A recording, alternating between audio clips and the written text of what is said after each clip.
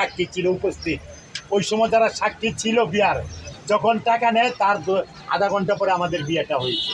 আধা ঘন্টা আগে যারা সাক্ষী আছিল জীবিত আছে, এই যে সাক্ষী এখনো জীবিত আছে, এই যে সাক্ষী দিন ইসলাম, বাবুল, লিসেন টু মি, দিন ইসলাম, বাবুল, আজিদা, রাসেল। এটা কি ভুয়া? এই সাক্ষীগুলি কি ভুয়া? সাক্ষী নাকি আপনি তাদেরকে আইনে মানে ওর কোনো সাক্ষী ছাড়া আপনি সাক্ষী বানাইছেন? কেমনে বানাই? এই সাক্ষী তো তার, আরে বাবা আপনি, হ্যাঁ তাদেরকে আমি সাক্ষী বানাই। তাদের ইনপুট করে মোবাইল খাইলাম আরেকটা দেখেন, তাদের মোবাইল ফুটিয়ে রাখলেন না। এক মিনিট। আচ্ছা, এই যে মেয়ে আমার নামে একটা মামলা করেছে, কি মামলা? যৌতুকের মামলা, মারধরের মামলা। এটা সাক্ষী কেনা মোহাম্মদ দিন ইসলাম।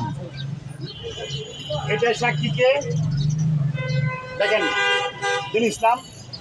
আচ্ছা, নাম 2 নম্বরে আছে।